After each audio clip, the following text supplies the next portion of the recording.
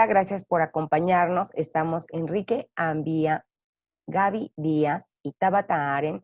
Estamos hoy con la intención de participarles un poquito sobre este tema al que estamos muy cerca en estos últimos momentos derivado de esta pandemia. Y bueno, el tema es puntualmente el duelo, hablando de la pérdida de la persona, de la muerte de una persona cercana, allegada, vinculada a nosotros. Entonces queremos darles una breve exposición para poder darles cierta información, allegarlos de ciertos datos que les puedan servir a ustedes para comprender lo que está pasando. Primero, la introducción es, quiero que sepan que el duelo es una experiencia que abarca varias dimensiones. Abarca una dimensión emocional, en donde podemos tener tristeza, donde podemos tener enojo, fatiga, impotencia, incluso alguna ansiedad, sensación de soledad y malestar social. De otra manera también, la siguiente dimensión sería la parte física. En la parte física podemos sentir vacío en el estómago, boca seca, hipersensibilidad al ruido, debilidad muscular e incluso desrealización o despersonalización, alteraciones de sueño, alteraciones, por ejemplo, en el estómago también, falta de energía y disminución obviamente del apetito. En la parte con la dimensión cognitiva, el duelo puede generarte incredulidad, confusión, preocupación obsesiva, incluso sentido de presencia, distracción y en algunos casos alucinaciones. En la experiencia conductual es el llorar, el soñar, tener cierta hiperactividad, buscar o llamar al difunto, evitar o visitar lugares de manera, digamos, ritualizada. Entonces, el duelo no es una experiencia fácil, no es una experiencia sencilla. Puntualmente nos estamos enfocando a estos duelos a los que estamos cercanos ahorita en tiempos de COVID. Entonces, me gustaría que mis compañeros también participaran en estos temas y la importancia que tienen ciertas etapas. Si bien sabemos que el duelo es descrito desde varios modelos, desde varios autores, pues la sanación no es lineal. En la experiencia clínica de pronto podemos tener cierta especie de rebote, somos organismos diferentes, tenemos respuestas diferentes, incluso los duelos son distintos cuando es un duelo de padres, cuando es un duelo de hijos, cuando es un duelo de un esposo o de una esposa. Entonces, con esas salvedades queremos darles características generales y pautas, digamos, esenciales para que ustedes estén informados sobre el tema. Adelante, Gaby. Gracias. Sí, pues obvio esto, estamos ahora insertos en esta situación que ya de por sí es una crisis, ¿no? Es una situación en la que nos encontramos completamente desorganizados respecto a la forma en la que normalmente solemos resolver nuestros problemas, ¿no? Que sería como también una denominación de crisis. Y a este caldo de cultivo se presenta el tema del duelo, en donde nuevamente puede ser, como tú decías, la pérdida de un familiar, de un ser querido, y que en nuestra situación actual ha sido muy, muy difícil para la gente poder llevar a cabo los rituales que normalmente teníamos, dependiendo de la cultura y de las creencias ideológicas de cada familia, teníamos ciertos rituales que llevábamos a cabo para poder cerrar este ciclo y empezar otro, ¿no? Respecto al tema del duelo. Ahora, pues todo eso ha cambiado, ¿no? Si de por sí ya los rituales han ido cambiando con el tiempo, pues ahora de sopetón nos cambiaron todo, ¿no? Entonces ahora nos vemos enfrentados a tener que revisar cómo podemos solucionar estas cosas.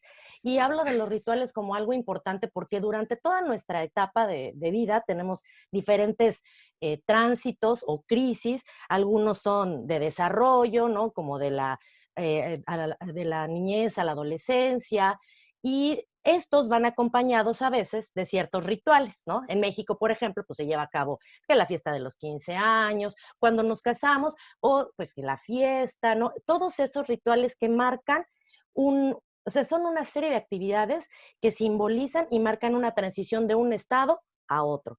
Entonces, todos estos rituales que ya de por sí que son rituales de paso, han tenido modificaciones, ahora nos vemos enfrentados a cambiar los rituales de duelo o funerarios.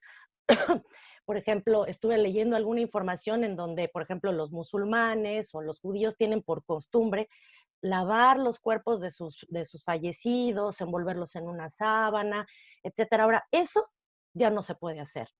Aún con todas las medidas de seguridad, el cubrebocas y todo, eso ya no se puede hacer. Ya los ritos funerarios, ¿qué son? Son momentos congregadores que nos permiten socializar con nuestra familia nuestro dolor. Nos permiten, ahí digamos que está socialmente permitido en todas las culturas, el llorar, el poder hablar de la persona que está ahí presente, ¿no? Normalmente estaba ahí el cuerpo de la persona, o si ya era después como en otras culturas se acostumbra, que ya era el entierro y la familia se seguía congregando para continuar conversando sobre la persona que falleció. Entonces, ahora eso ya no lo tenemos. Y es muy importante ver de qué manera podemos llevar a cabo estos rituales desde nuestra casa y con los recursos que tenemos actualmente. Tenemos algunas empresas funerarias que han cambiado ya la forma en que ofrecen sus servicios. Decíamos anteriormente, no sé, en la época de la Revolución, en México al menos, pues se acostumbraba que la persona que fallecía en su casa, se velaba en su casa, los mismos familiares se encargaban de preparar el cuerpo hasta que se llevaba a cabo el entierro, el sepelio. Ahora, bueno, antes de la pandemia, pues si moría un familiar en casa, pues se le hablaba a la agencia funeraria y estos llegaban a la casa y se los llevaban, ellos preparaban y había un lugar donde se podía uno congregar con su familia para llevar a cabo esto.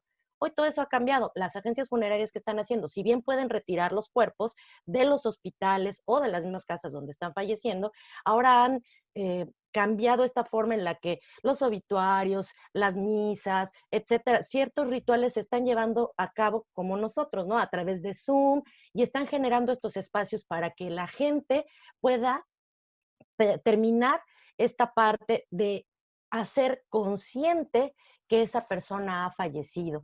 Porque ante esta falta de poder estar cerca de nuestros familiares, de poder despedirnos de ellos, para mucha gente es importante ver el cuerpo, despedirse de él. Ahora no nos dan esta oportunidad, desafortunadamente por los protocolos, y eso es a nivel internacional, ustedes están en México, yo estoy en Chile, ahora no está permitido. Los pacientes que fallecen en esta, bueno, por COVID, pues los meten en una bolsa y después en una caja que queda completamente sellada. No hay más, no se puede hacer. Si acaso se puede, y la gente que tiene recursos, incinerar, y de acuerdo a sus creencias, incinerar el cuerpo. Pero más allá, no lo puedes ver. Algunos hospitales están teniendo las facilidades de generar videollamadas para que la familia pueda ver a su familiar cuando ya están muy graves, pero en muchas otras instancias no se puede hacer, solamente reciben la llamada de, pues lo sentimos, ha fallecido, ¿no? Entonces, esta parte en donde no tenemos el cuerpo presente de la persona que nos permite concretar este momento doloroso de decir, efectivamente, ya está muerto, ya no lo vamos a poder volver a tener entre nosotros con la vida diaria, ese proceso no lo estamos teniendo. Entonces es muy importante que de acuerdo a nuestras culturas, a nuestras creencias religiosas, podamos generar espacios para llevar a cabo estos rituales funerarios. Porque si bien los rituales de paso son para las personas que las están viviendo, o sea, para la fiesta de los 15 años, pues para la chiquilla, la boda para los que se están casando, hasta el divorcio, ¿no? El que firma. Esos son rituales para la persona que lo está ejecutando. Pero los rituales funerarios son, a nivel psicoterapéutico, son bien importantes para la familia que queda, para los dolientes.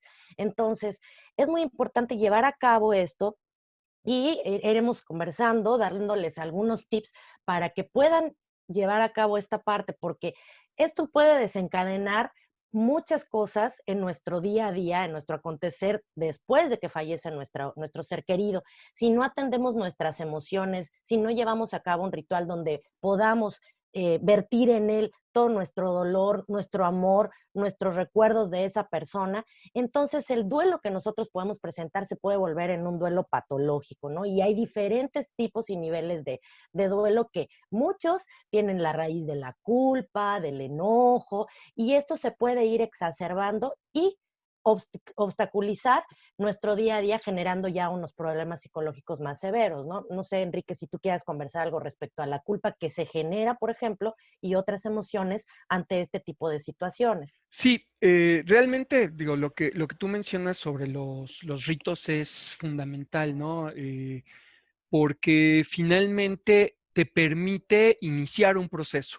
Y el proceso del duelo es, como dijo Tabata, largo y es diferente para cada persona. Depende mucho de cómo en tu familia se haya conmemorado la muerte, cómo lo hayas visto. Eh, Aquí estamos hablando del dolor inesperado, ¿no? Porque cuando tú tienes una persona que está enferma de mucho tiempo, que tiene cáncer, que tiene alguna enfermedad crónico-degenerativa de muchos años, el duelo se va elaborando paulatinamente. Tienes oportunidad de hacer una elaboración de un duelo anticipatorio. Entonces tú sabes que la persona eventualmente su cuerpo va a fallar y va a morir. En este caso, es algo inesperado. ¿Por qué? Porque, pues vamos a decir, en febrero nadie esperaba que la gente, que mucha gente que ha desgraciadamente fallecido, falleciera. ¿Por qué? Porque no había una enfermedad, no había algo que lo indicara. Digo, siempre estamos sujetos a lo fortuito, a lo azaroso, a que es la vida, puede haber un accidente, hay personas que de repente les da un paro cardíaco, etcétera. Entonces, la muerte como tal, uno la asume y la acepta como una realidad de nuestra vida. Es parte cultural. En México tenemos muchas tradiciones que tienen que ver con lo que tú mencionas, Gaby, de las ceremonias y los duelos, etcétera, en cuanto al rito de paso, como bien mencionas, ¿no? Pero en este momento, estos duelos tienen un peso adicional, primero, de lo inesperado, de lo injusto, vamos a ponerlo, de la percepción que uno tiene es de esto es injusto porque yo no soy el culpable de que haya una pandemia, yo no soy el culpable de que haya todo este tipo de cosas, ¿no? Sin olvidar que las pandemias han acompañado a la humanidad desde siempre, ¿no? O sea, la peste negra, la fiebre española a principios del siglo XX. Sin embargo, este duelo también tiene que ver con la vulnerabilidad que nosotros tenemos. Y esta parte hace que la gente lo sufra en dos vertientes. Una es la pérdida del ser querido, pero también es la vulnerabilidad que yo tengo ante algo que es inesperado. Entonces, hace también que uno se ponga a pensar en la gente que es vulnerable y que uno quiere. Entonces te genera un duelo un tanto paranoico, ¿no? Un duelo con mucho miedo y con mucho enojo. También con mucha negación, ¿no? Porque mucha gente tiene este tema de decir, es que no murió de COVID, por ejemplo, ¿no? Murió de otra cosa o murió por... Y también ha habido casos, ¿no? De gente que tiene tanto miedo de ir a un hospital por miedo al contagio, que la persona no recibe la atención adecuada, aun cuando no tenga COVID, y se precipitan en eventos que hacen que la persona muera. Esto puede generar culpa, mucha culpa, puede generar mucho dolor y puede generar mucho enojo. Entonces, esta parte de la manifestación de mi vulnerabilidad, mi posible responsabilidad y también el tratar de descargar en alguien más la responsabilidad de algo que en realidad es, desgraciadamente, pues azaroso, es algo que tienes poco control una vez que lo contraes, ¿sí? O sea, pues puede ser por un descuido, puede ser por exposición, muy al principio, pues también porque no sabíamos realmente de qué iba la cosa, ¿no? Entonces, aquí, de las cosas que son importantes son estas. Eh, Hay que acercarse a la gente que uno quiere, obviamente con las precauciones adecuadas, porque precisamente el hecho de que esto es una enfermedad contagiosa, de que es muy contagiosa y que cada cuerpo responde diferente, pues exponernos en medio del dolor es una forma de negar la realidad. Entonces, aceptar un poco que las ceremonias y todo esto no van a ocurrir de la misma forma puede generarnos mucha frustración, mucho enojo, pero eso no significa que no podamos hacerlas. También nos puede generar mucho enojo y frustración ver que alguien cercano a nosotros perdió a alguien y está desregulado. ¿Y cuál es esta desregulación? Pues todo lo que mencionó Tabata, ¿no? No está durmiendo bien, de repente le dan ataques de llanto, puede estar muy irritable, muy, muy irritable. Hay gente que termina volviéndose muy confrontacional con la gente que se le acerca, pueden ensimismarse, no querer hablar con nadie. Y aquí es donde es muy importante el cuidado externo, cómo te acercas a la persona que está sufriendo el dolor. O sea, no solamente es tu dolor, sino cómo acompañas a la otra persona en este dolor y en este enojo, y que seas paciente, porque la gente puede ser repetitiva, puede ser muy repetitiva, puede estar rumiando, pero eso es parte del proceso de dolor, de la elaboración del dolor y del enojo y la frustración. E insisto, esta manifestación de tu propia vulnerabilidad ante algo que no tienes el control. Eh, Aquí yo insisto mucho en que hay que pensar en esto. ¿Cuánto tiempo va a durar la otra persona o yo con este dolor? Es difícil saberlo, pero lo que tienes que tener es una conciencia de que el mejor homenaje que tú le puedes hacer a una persona que murió es, primero, que su recuerdo te acompañe de forma positiva, y la segunda, que tú vivas la vida y que a través de que tú sí tienes la posibilidad de seguir viviendo, hagas un homenaje a esta persona. Eso es una estrategia, básicamente, para darle un enfoque positivo a la muerte. Entonces, esto es un proceso. Hay que hacer cosas como estas, la elaboración de cartas, escribirle a la persona que murió. También depende mucho de la edad de la persona. En México, pues tenemos los altares de muertos que se acostumbran en diciembre y esto. Yo he atendido algunas crisis en las que una persona me dice, es que mis hijos no quieren que ponga fotografías, ¿no? Bueno, es válido tener fotografías, es válido tener cerca a esta persona durante un periodo razonable. ¿Por qué? Porque uno necesita ir soltando poco a poco este dolor y poder recuperar la capacidad de disfrutar, de caminar sin olvidar. O sea, dejemos esto muy claro. No puedes decretar el olvido de nada y del dolor. El dolor existe. Simplemente aprendes a caminar con este dolor y con este enojo. No sé aquí que quieran, cómo quieran ustedes comentar esta parte. Fíjate que en ese sentido, no sé cuál sea su experiencia clínica y esto es lo importante de este tipo de conversatorios, el poder tener estos intercambios.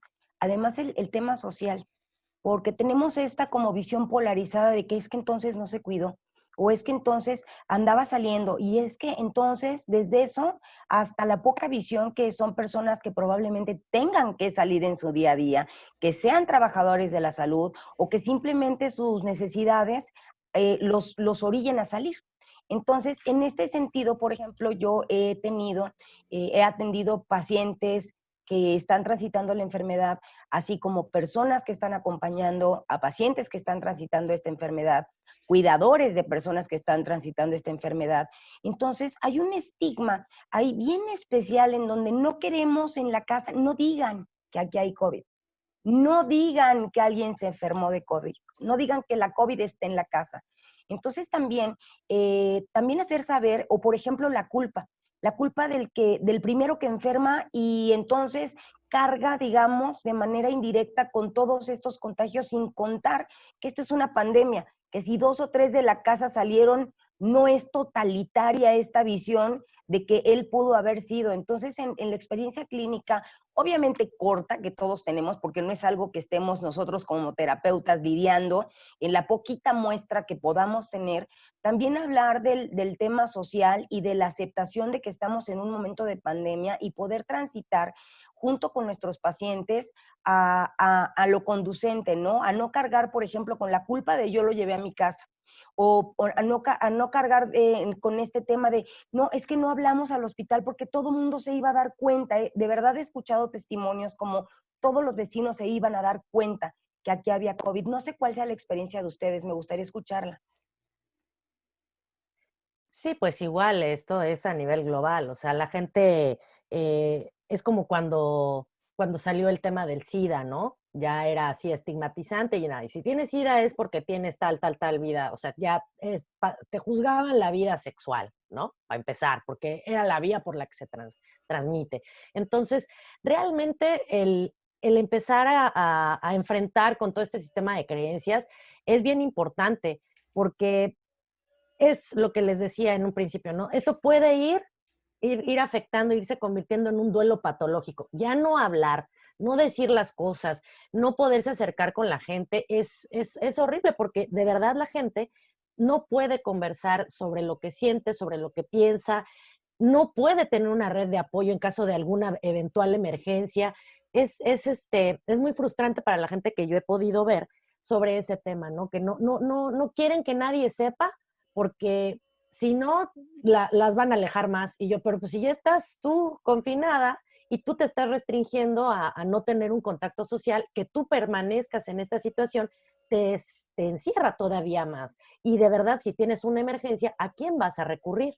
¿No? Entonces es bien importante hacerse de esta red de apoyo, de amigos, que como amigos y familiares también empecemos a tener un poco más de tacto frente a nuestras familias que se enferman, de otra cosa también, porque hay otras enfermedades que siguen su curso y que hay que atenderlas. Entonces, es bien importante llegar y estar ahí y no meter más de, oye, te tienes que cuidar porque tú ya tienes cáncer, tú ya tienes esta enfermedad en el pulmón, entonces te tienes que cuidar y incrementar esta paranoia, enfermarlos más, ¿no? Entonces hay que acercarse con cuidado, con cariño, con amor y tener en cuenta también que, me voy a regresar un poquito de lo que estaban hablando respecto al duelo, tener un poco en cuenta que no hay tiempos definidos para el proceso del duelo, ¿no? Si hay una persona en una familia que haya fallecido, darle tiempo a la gente para que se tome el tiempo de procesar esta pérdida, llevar a cabo los rituales que se puedan llevar a cabo en casa y que una vez que se pueda salir siguiendo las medidas sanitarias,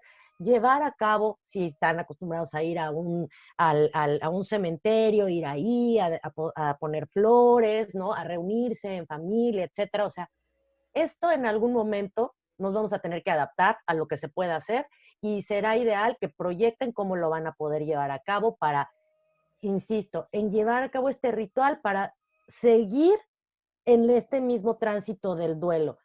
El duelo puede incluso durar hasta más de un año, ¿no?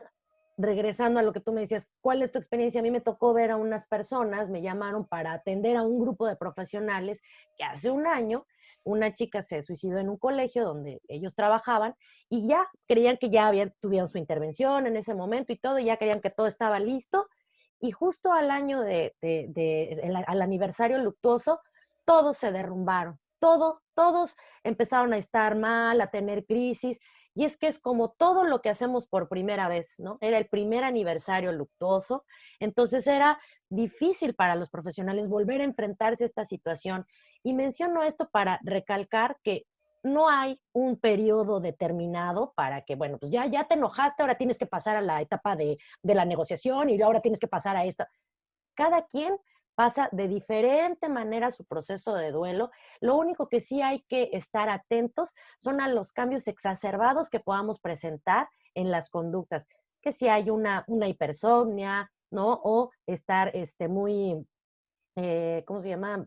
No poder dormir, trastornos de alimentación, en el humor, ¿no? También el tipo de discurso que se tiene respecto a la persona, ¿no? También revisar qué tanta ideación suicida hay, porque hay muchas personas que sienten que cuando ya no está su familiar presente, entonces lo tienen que acompañar. Entonces empiezan estos discursos en donde yo aquí ya no tengo nada que hacer, mejor me voy a ir con mi persona amada y me lo voy a alcanzar. Y hay que estar, esos señales son importantes. No hay que darlas por hecho, minimizarlas, de, ay, sí, está así porque está triste, pero ya se le va a pasar y échale ganas. Y ese tipo de intervenciones de la familia hay que revisarlas. Nunca está de más ayudarse, apoyarse con un psicólogo, con un tanatólogo que los acompañe a transitar esta etapa. Es muy importante. A mí me han tocado varias intervenciones porque la gente te llama porque ven a su ser querido verdaderamente mal, ¿no? Verdaderamente mal. En algunos de los casos es gente ya mayor, pero me ha tocado también gente joven y me ha tocado ver en el tema de pareja conflictos entre la pareja por cómo se maneja, por ejemplo, el papá de una de mis pacientes eh, tenía COVID, estaba hospitalizado y ella básicamente se salió de control y se fue a cuidar a su papá. Su pareja tiene diabetes y su pareja se puso muy alterado porque básicamente había un reclamo de me estás poniendo en riesgo, ¿no? Entonces, este tipo de cosas hay que manejarlas con mucho cuidado, ¿no? Evidentemente esta pareja tenía otros tipos de conflictos detrás, pero en esta parte del enojo de me estás exponiendo, ¿no? Eh, es, hablábamos de la vulnerabilidad, ¿no? Digo, en este caso, el trabajo de pareja tuvo que ser mucho de, pues sí, pero su papá probablemente hubiera muerto. Afortunadamente en este caso no hubo un fallecimiento. También tengo otro caso de una paciente que su esposo falleció en su casa y su hija también bueno, tenía COVID en ese momento. O sea, ella era la única persona sana en la casa y su pareja murió en la casa. Entonces, el trauma que ella tiene de esta muerte en la que ella presenció básicamente cómo perdió el aliento su pareja de 20 años y que su hija estaba enferma, ella se sentía, ella probablemente haya estado enferma, nunca le hicieron la prueba, pero ella sentía esta parte como de yo soy alguien que los infectó. Ella tenía mucho esta ideación de yo tengo la culpa. Su hija afortunadamente salió adelante, pero ella tenía mucho este rollo de probablemente yo soy quien generó este caos y esta muerte, ¿no? Tengo el otro caso de una persona mayor, una señora ya grande, que en un lapso de 4 días perdió a su hermano, a su cuñada y a la hija del hermano, ¿no? A su sobrina. Y el dolor que ella tenía era gigantesco, porque este hermano era el más cercano a ella. Entonces tenían una historia de vida común, de mucha cercanía, se habían visto, y los hijos se enojaron porque la señora básicamente se escapó de la casa para ir al velorio. Y después ella estaba, vaya, había como cierto reclamo de los hijos por la exposición de ella, y ella cayó como en el mutismo. Entonces, afortunadamente conmigo quiso hablar, hablamos, y aquí tiene mucho que ver también con las creencias, ¿no? Cuando uno tiene una creencia fuerte, religiosa, etcétera, puede ser una buena estrategia pensar en esta creencia. Y digo, yo como psicólogo en este caso, obviamente respeta uno las creencias de las personas, pero creo que aprovechar tu creencia sobre si crees que hay vida después de la muerte, si este tipo de que la oración, etcétera, en común, ayuda. Ella tenía mucha angustia, decía, es que el novenario se está haciendo en línea, pero yo no veo a nadie. Y este tema de no ver a nadie es no me siento acompañada. Su enojo era no me siento acompañada. Y aparte mi hija y su marido me están reclamando que no como, que no salgo, que no esto. Ella se angustiaba mucho, por ejemplo, de la hija, de la nieta, que saliera al patio de la casa. O sea, a ese nivel era su angustia, ¿no? Entonces, todas estas intervenciones en las que uno habla con la gente, terminas viendo que, que el dolor se elabora diferente, insisto, dependiendo de tu historia de pérdidas y también de este momento. También tuve una intervención de una persona que su papá falleció de cáncer y ella se sentía muy dolida porque en el velorio nada más había 6 personas. Entonces, mucho la plática era un poco, es complicado, ¿no? Pero pedirle al doliente que fuera empático con la protección que los otros estaban teniendo para sus propias familias, ¿no? O sea, independientemente de que la persona no hubiera muerto de COVID, eh, pero ella se sentía muy frustrada. El dolor que ella sentía de no haber compartido ese momento con la gente que la quiere, fue muy complicado. Entonces, una cosa que yo sugiero, que en este caso sirvió, porque ella lo habló con su hija y la hija lo transmitió a los demás, fue el hecho de que decirle, mándenme por favor una nota diciéndome algo lindo que hayan vivido con esa persona. con esta persona. En México no acostumbramos mucho a hacer eso, que los países anglosajones son más dados a lo que le llaman la eulogía, ¿no? Esta parte donde cada quien dice algo de la persona que murió.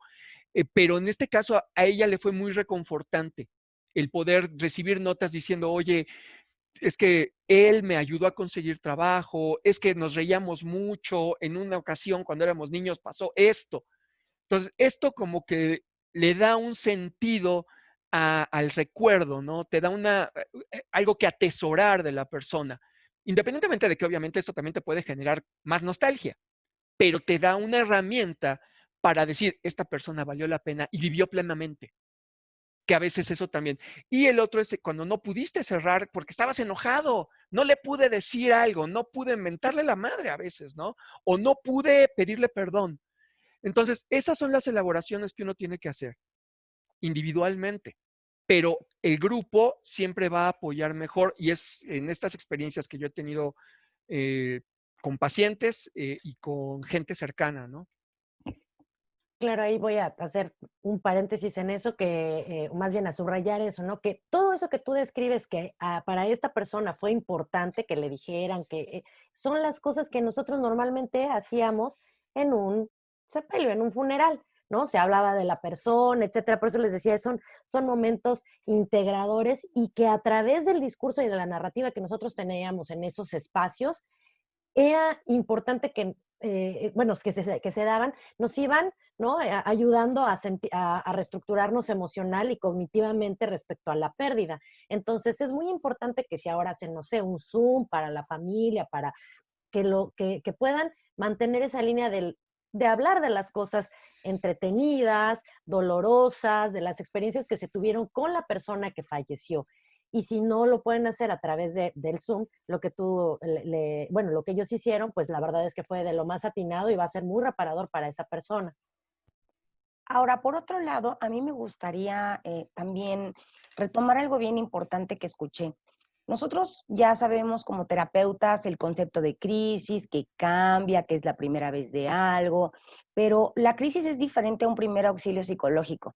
El primer auxilio psicológico lo dan un policía, tu vecina, el cartero, la señora que va pasando. Entonces, ¿qué es lo que pasa cuando desafortunadamente estamos en ese momento o somos una persona importante para la contención de esta persona doliente? Es importante saber qué decir y qué no decir, ¿no? Cosas, por ejemplo, como ya ánimo, échale ganas, ya no llores, ya no estés triste, por algo pasan las Ya cosas, la dejó de vida sufrir. sigue, ya dejó de sufrir, estaba muy enfermo, ya no pienses en esto, puedes rehacer tu vida, resígnate. Entonces, para las personas que estén interesadas y que sigan este video hasta este punto, de verdad, son cosas que no aportan al doliente, que sé que no estamos todos preparados para dar un primer auxilio psicológico, de hecho es casi intuitivo. Cuando una persona que no está preparada para, digamos, en esta materia, es casi intuitivo. ¿A qué sí lo podemos exhortar? Lo podemos exhortar a evitar el aislamiento vía electrónica, porque ahorita no podemos decir, le paso a tu casa y luego nos vamos a tomar un café y luego nos vamos con los amigos. O sea, seamos realistas. Ahorita tengamos los recursos que a la mano está, y eso a veces implica retos, ¿eh? O sea, ¿qué tal que la persona es mayor y no sabe usar Zoom, y no sabe usar el celular, y no sabe usar, o sea, dar este tipo de acompañamiento, aunque sea telefónico, para que eviten el aislamiento, para permitir, como decía Enrique, y dijiste algo bien importante, Enrique, la expresión, digamos, la libertad de demanda emocional, el permitir el habla, el permitir que la persona pueda hablar, como bien lo dices, a veces de manera repetitiva, a veces de manera, a veces de maneras bien complicadas a nosotros, que puede ser muy cansado para el oyente, ¿eh? Cuando el oyente no tiene esta preparación, puede ser muy cansado para el oyente. Entonces, permitir esto y sobre todo, bueno, promover el contacto, ¿no? Si no me llama, ¿qué hago? A ver, establezcamos una regla. Si tú no me llamas mañana, entonces yo te busco para obviamente prevenir esto de lo que también habla Gaby, que es el tema de la ideación suicida. La ideación suicida es bien sutil. Ya me gustaría de hecho hablar con ustedes de ese tema, es un tema bien complejo, pero a ver si la siguiente vez que nos veamos platicamos sobre esto, pero fíjense que sí, en este sentido, establecer ciertos protocolos, probablemente punteaditos, sin llevar tanta dirección sobre el paciente, pero sí decir, oye, si no me hablas a las 6, entonces yo te marco a las 7, ¿no? Y estar pendiente en la medida de lo posible y con una distancia sana, porque, ojo, ayudar no es ir a enfermarme tampoco. Ayudar no es ir a poner el pecho. Ayudar, por ejemplo, en este tema del duelo, yo también he visto en algunos pacientes, es que si yo me siento bien, traiciono. Es que si yo me río en un momentito, traiciono, entonces no estoy sufriendo, entonces sufro por no sufrir, porque tuve un momento en el que me sentí mejor.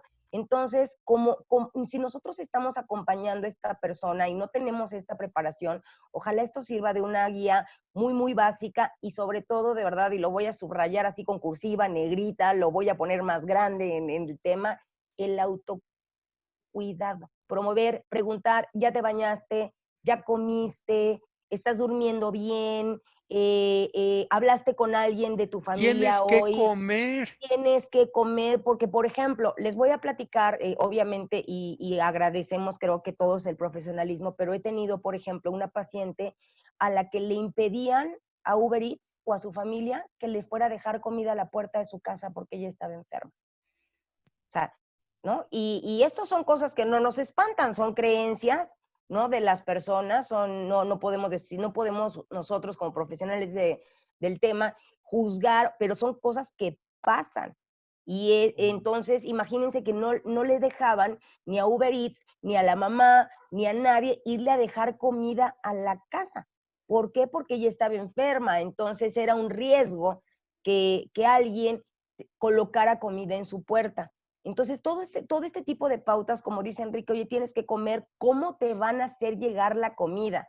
Oye, ¿quién te está llevando de comer? Oye, ¿te falta medicamento? ¿Te puedo apoyar con algo? Son cosas mucho más valiosas que todas las verbalizaciones, ¿no? Que tienes que estar bien por alguien, que tú tienes que ser fuerte, que así lo quiso la vida, o sea, son cosas que no aportan, pero sin embargo, en pequeñas pautitas funcionales sí podemos ayudar a la persona.